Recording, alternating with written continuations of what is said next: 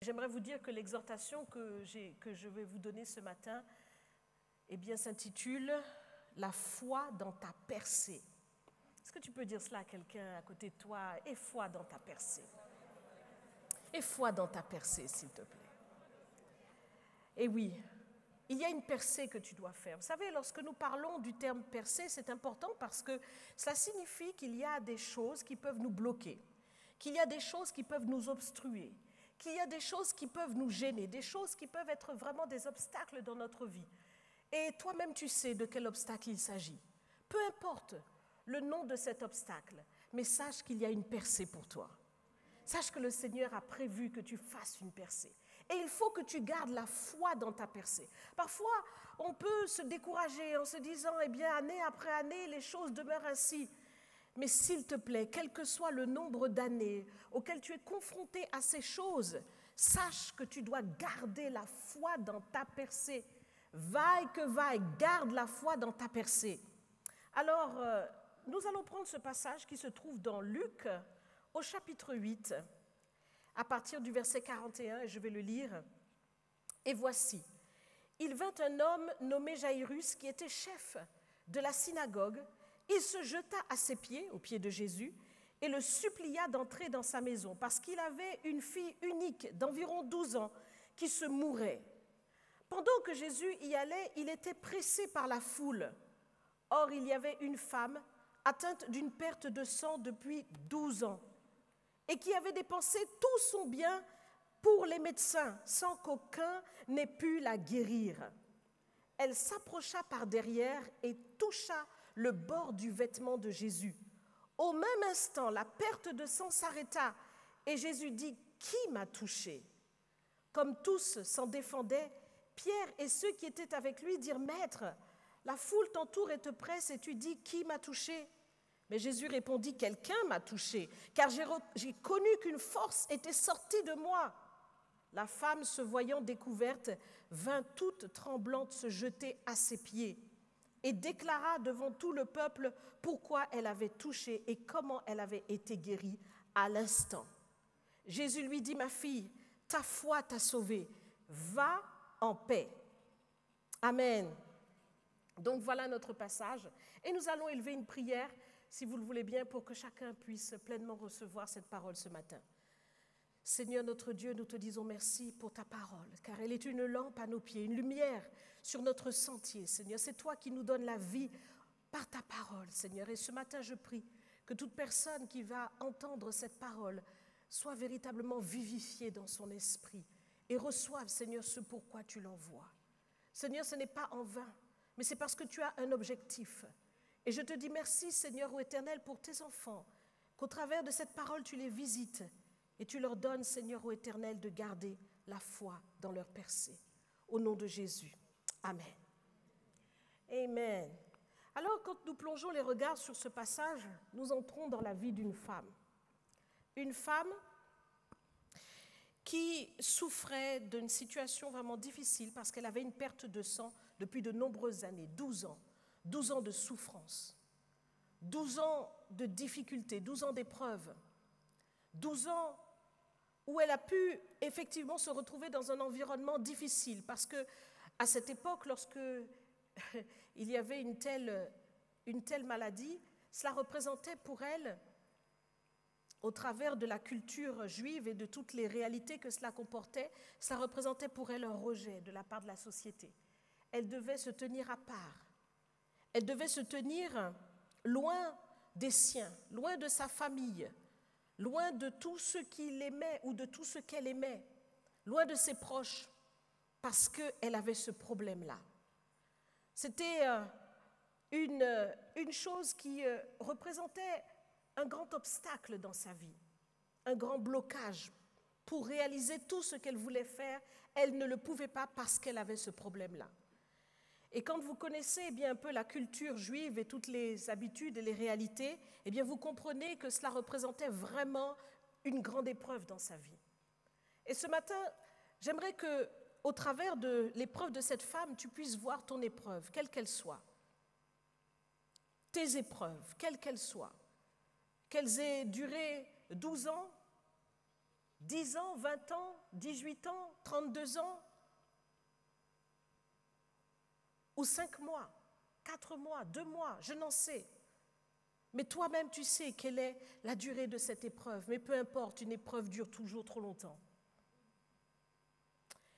Et cette femme, donc, s'est retrouvée dans cette situation. Comme toi aussi, tu peux te retrouver dans une situation ou quelque chose qui te gêne ou qui te bloque, qui cause problème dans ta vie et qui crée une situation. Cette femme avait ce problème et quand nous lisons qu'elle avait souffert pendant 12 ans et que nous regardons le contexte précis dans lequel elle cherche à rencontrer Jésus, nous voyons qu'en même temps, il y a cet enfant de 12 ans qui vient de mourir. Alors que cette femme a souffert pendant 12 ans d'épreuves, 12 ans de difficultés, eh bien, on a de l'autre côté cette image des 12 années représentées par cet enfant, qui a peut-être supposé ou qui a certainement causé beaucoup de joie, beaucoup de bonheur à sa famille. Et voilà que cet enfant meurt ce même jour. Et pendant donc que cet enfant meurt, eh bien forcément le Seigneur qui a compassion et qui veut redonner le bonheur, qui veut redonner la joie à la famille de Jaïrus, le Seigneur se lève, il est en chemin, il est occupé, il a quelque chose à faire. Et cette femme, elle est aussi en chemin. Et elle se dit au-dedans d'elle qu'il faut absolument qu'elle puisse toucher le Seigneur. Dans un autre évangile, il nous est dit que cette femme méditait dans son esprit et elle se disait, si seulement je puis toucher le bord de son vêtement, alors je serai guérie. Elle avait une pensée intérieure. J'aimerais te dire aussi que dans les circonstances que tu traverses, dans les choses que tu vis, tu as une pensée intérieure. Mais il faut que tu fasses attention à la pensée intérieure que tu as face aux situations que tu traverses. Parce que nous parlons là d'une situation qui a duré et parfois ta situation aussi dure. Elle est difficile. Elle représente comme un désert. 12 ans, est-ce que tu imagines? Ce n'est pas 1 an, ce n'est pas 6 mois, 12 ans. Cette femme avait dépensé tout ce qu'elle avait auprès des médecins. Elle a payé le prix en espérant trouver la guérison. Elle a fait ce qu'elle pouvait. Et parfois, toi aussi, tu te débats dans quelque chose et tu fais ce que tu peux. Mais laisse-moi te dire que tout se passe dans la pensée. Cette femme, pendant toutes ces années, a certainement eu des pensées de doute, des pensées de peur, des pensées de trouble, des pensées de dépression, des pensées de découragement. Mais il y a un temps où il faut cesser ce programme, parce que toutes ces pensées-là ne l'ont pas aidé à passer de l'autre côté, à sortir de cette situation. Et j'aimerais te dire que dans les épreuves que tu peux traverser, dans les choses que tu peux vivre, ta pensée va te sauver. Ta pensée va te faire basculer. Parce qu'effectivement, cette femme, elle a eu un jour, une pensée qui correspondait à ce qu'il fallait. Cette femme s'est dit, si je puis seulement toucher le bord de son vêtement, je serai guérie. C'est important pour toi d'avoir la bonne pensée et de choisir parmi toutes les pensées qui veulent se lever, de sortir de l'état d'esprit négatif, de l'état d'esprit découragé dans lequel tu te trouves pour basculer dans une autre réalité qui fera changer tes circonstances. Parce que parfois, on ne réalise pas le lien. On ne réalise pas que parfois, eh bien, les choses qui nous habitent, les pensées que nous avons, vont induire notre vie dans une autre réalité, dans une réalité négative qui va perdurer. Cette femme a fini par se dire, si seulement je puis toucher le bord de son vêtement, je serai guérie. Et cette pensée a commencé à mûrir dans son esprit. Elle a peut-être réfléchi et s'est dit, comment je vais faire pour aller toucher le Seigneur, Comment je vais faire? Je ne suis pas censée bouger du lit sur lequel je me trouve. Je ne suis pas censée sortir de là, de la pièce dans laquelle je me trouve. Mais elle s'est positionnée. Elle s'est déterminée. Elle s'est habillée. Elle s'est levée. Elle est allée. Elle a bravé les regards. Peut-être que sa famille, ce jour-là, lorsqu'elle est sortie de la maison, l'ont regardée en la toisant, en la méprisant, en lui disant des paroles. Mais elle a fait fi de tout cela et elle est allée en avant parce qu'elle savait qu'il fallait qu'elle fasse une rencontre. Elle a percé tous les obstacles parce qu'elle a eu une pensée.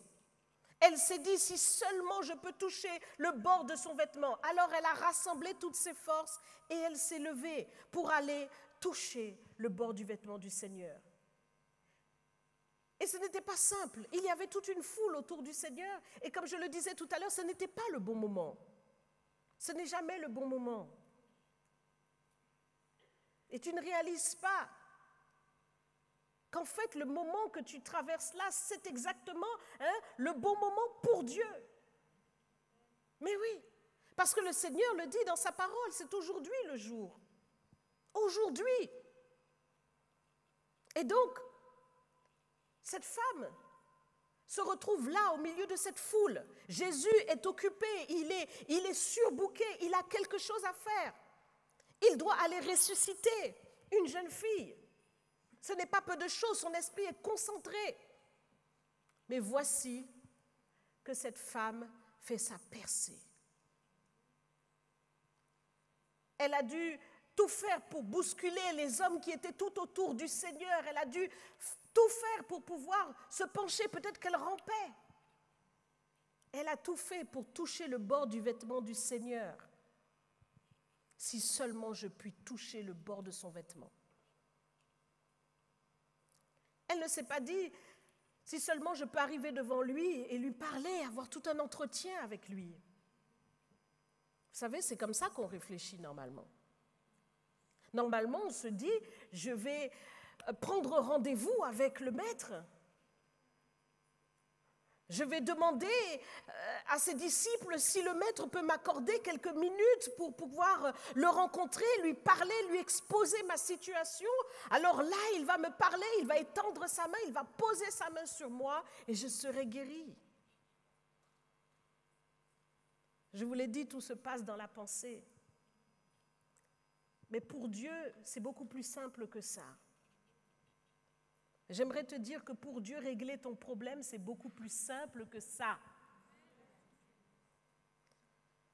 C'est beaucoup plus simple que dans tes pensées parce que Dieu n'a pas de problème pour le faire, il est tout puissant. Et lorsque la pensée de cette femme s'est simplifiée, alors elle a pu accéder à son miracle. Il faut que ta pensée se simplifie. Va à l'essentiel. Si je puis seulement toucher le bord de son vêtement. Mais qu'est-ce que cette femme a compris qu'il y avait dans le bord du vêtement de Jésus? Qu'est-ce que l'esprit de cette femme a perçu qu'il y avait au fait de toucher ne serait-ce que le vêtement du Seigneur? Cette femme a compris qu'il y avait besoin d'un contact. Le plus infime soit-il, mais le plus puissant. Un contact. Est-ce que tu peux répéter ce mot avec moi qui est très important parce qu'il te faut le toucher aujourd'hui? Un contact avec le Seigneur.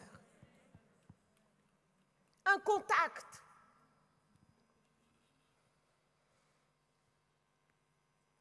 Ce qui est intéressant, c'est que, vous voyez, cette femme ne s'est pas dit, si seulement je peux rencontrer le Seigneur, je peux lui parler, je peux lui exposer, et s'il veut bien, il me guérira. Non, elle n'a pas pensé comme ça. Elle n'a pas pensé comme ça, comme la plupart d'entre nous, nous pensons. Ah, si Dieu le veut. Non, elle n'a pas pensé comme ça n'était même pas dans sa pensée. Est-ce que Dieu le veut? Oui, ça c'est une certitude. Ce n'était même pas dans sa pensée. Elle ne s'est pas demandé, est-ce que Dieu va bien vouloir la guérir? Et dans ta situation, quel que soit ce que tu traverses, ne te demande pas, Est-ce que Dieu le veut? Parce que Dieu le veut. Dieu est bon et miséricordieux, il le veut. Mais cette femme a réalisé que la balle était dans son camp à elle. Si seulement je peux toucher le bord de son vêtement. Elle n'a pas dit si seulement le Seigneur peut me toucher. Elle a dit si seulement je peux toucher le Seigneur. Donc elle a réalisé que la balle était dans son camp. Et nous avons entendu un message très fort de la part de pasteur David qui disait que la justice est dans les mains de celui qui la réclame. Dans la parabole du juge inique et de la veuve, on comprend ça très bien. Le pasteur David l'a bien expliqué. Elle a compris que la balle était dans son camp. Je te rappelle que ta pensée est déterminante et qu'il te faut avoir la bonne pensée. Ta situation n'est pas une fatalité que tu ne peux pas surmonter, mais ta situation peut être renversée par ton positionnement. C'est ton positionnement qui va faire la différence. C'est ta pensée qui va faire la différence. C'est toi qui vas produire ton miracle. C'est toi. Alors, cette femme s'est approchée. Elle s'est approchée et elle a touché le Seigneur conformément à la pensée qu'elle avait eue. Toi aussi, tu dois faire les choses conformément à cette bonne pensée simplifiée dont nous avons parlé, qui te permet de toucher le Seigneur. Toucher le Seigneur, évidemment, ce n'est pas aller au ciel. Nous n'allons pas courir vers la mort pour aller toucher le Seigneur. Ça serait complètement stupide. Parce que ce n'est pas ce que Dieu veut et ce n'est pas ainsi. Mais comment est-ce que nous allons toucher le Seigneur? Nous allons le toucher par son Saint-Esprit, qui est une réalité. Il est présent, il est vivant et il est accessible. Et il faut que tu fasses tout pour que le Saint-Esprit soit dans ta vie. Jusqu'à maintenant, tu as laissé le Saint-Esprit loin de toi. Tu ne t'es pas concentré sur le Saint-Esprit dans ta vie. Tu n'as pas recherché le Saint-Esprit. Tu n'as pas recherché la puissance du Saint-Esprit. Tu n'as pas recherché le toucher du Saint-Esprit. Mais maintenant, il va falloir le faire. C'est important pour toi. Cette femme a eu la bonne pensée. Et il nous est dit que lorsqu'elle a touché le Seigneur l'a senti. Il dit, quelqu'un m'a touché. Maître, la foule te presse. Tout le monde te touche. Oui, mais il y a touché et touché. Cette femme a touché le Seigneur d'une manière intentionnelle. Elle voulait quelque chose et elle a obtenu ce qu'elle voulait. J'aimerais te dire que toi aussi, dans ta façon de te positionner, tu dois rechercher le Seigneur dans une intention, comme nous l'avons déjà dit précédemment, dans le message que je vous avais donné sur la prière fervente. Tu dois rechercher le Seigneur d'une manière intentionnelle et volontaire, au point de toucher donc le Saint-Esprit. Il faut qu'il soit touché. Il faut qu'une force jaillisse et qu'elle te visite, cette puissance.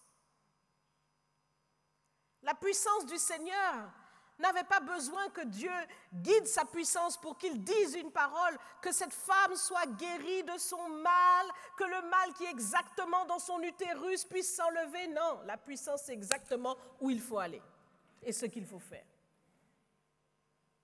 La puissance a opéré directement, instantanément, cette femme a été guérie. J'aimerais te dire que si tu touches la puissance de Dieu, quel que soit le mal que tu as, quelle que soit la situation que tu as, la puissance de Dieu sera assez efficace, assez puissante pour enlever ce mal, pour accomplir en fait le miracle, pour délivrer ta vie, pour accomplir la percée dont tu as besoin. Oui, la puissance de Dieu sera assez forte pour le faire. Et elle sait exactement ce qu'il y a à faire. Mais la seule part que tu as, c'est de toucher le Seigneur. Vous avez déjà vu quelqu'un qui marche au bord de l'eau, au bord de la mer, et qui ne veut pas mouiller ses pieds? Vous avez déjà vu quelqu'un qui marche au bord de la mer, qui ne veut pas mouiller ses pieds, donc lorsque les vagues arrivent, il recule en fait. Il recule parce qu'il ne veut pas mouiller ses pieds. Eh bien, c'est exactement l'attitude du croyant qui croit dans le Seigneur, mais qui ne veut pas expérimenter, toucher, marcher dans la puissance de Dieu. Les vagues viennent.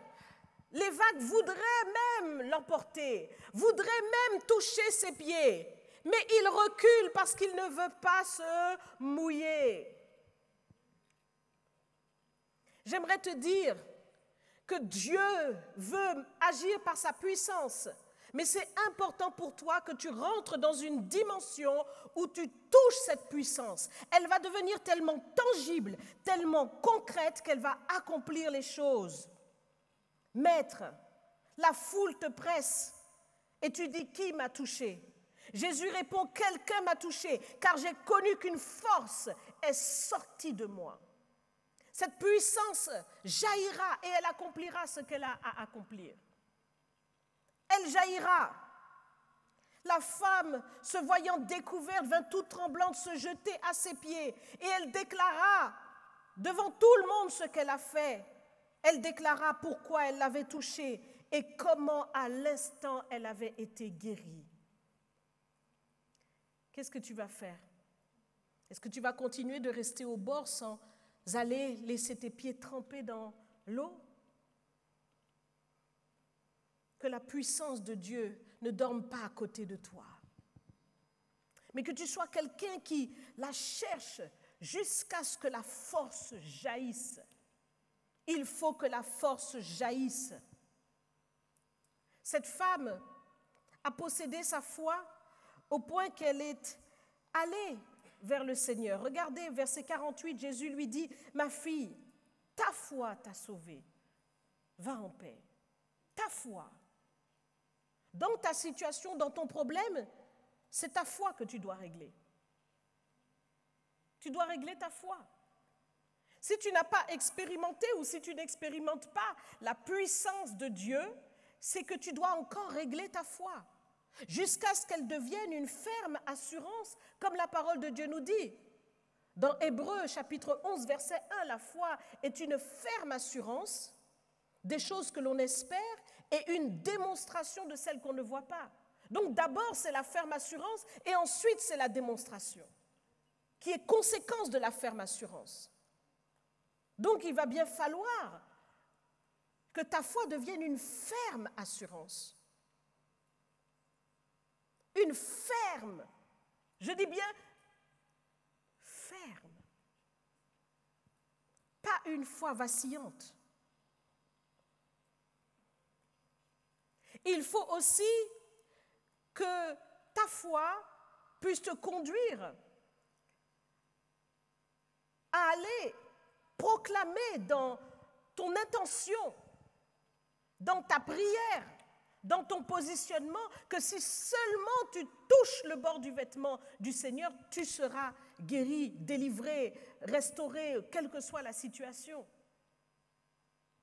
Donc, il s'agit pour toi d'avoir une foi qui ne doute pas. Pas une foi va-et-vient, mais une foi ferme et positionnée.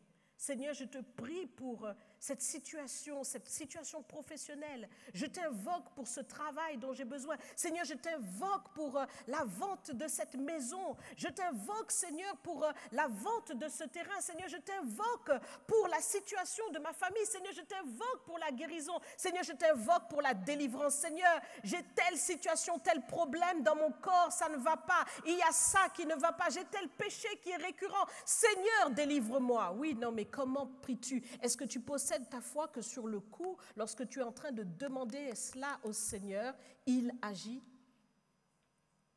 Tout ce que vous demandez en priant, croyez que vous l'avez reçu et vous le verrez s'accomplir. C'est important pour toi de prier d'une manière et de te relever de ta prière d'une manière aussi. Et tu dois en arriver là. Et tant que tu n'es pas arrivé là, alors continue de prier pour que ta foi s'affermisse. Parce que tu as besoin de le toucher jusqu'à ce qu'il accomplisse cette puissance en toi. C'est la foi ferme qui agit. Cette femme l'a expérimenté, sa foi, certainement au bout de ces 12 années, est devenue une foi mature et ferme, assurée. Quand on regarde 12 ans, c'est long, mais c'est la puissance de son témoignage. 12 ans, c'est long. Parfois, tu as des situations qui traînent, qui durent, et tu vois que c'est long. Mais tu sais, j'ai expérimenté quelque chose, c'est que plus c'est long et plus la victoire est bonne. Ah oui, plus c'est long et plus la victoire est bonne. Quand tu as une victoire après avoir longtemps attendu, ta joie est d'une immensité que personne ne peut saisir. Personne ne peut saisir cette joie-là. Et donc, j'aimerais vraiment te faire réaliser qu'il faut que tu gardes la foi dans ta percée. Dieu viendra. Dieu viendra. Il agira. Cette percée, elle est disponible, elle est véritable. Mais il faut véritablement aussi que tu simplifies ta pensée comme cette femme. Simplifie ta pensée.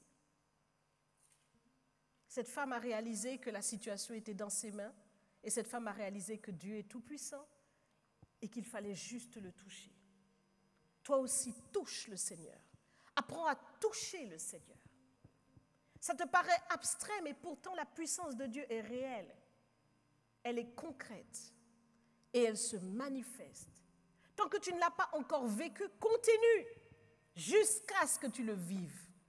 Ne lâche pas la foi dans ta percée. Amen. Nous allons nous mettre debout.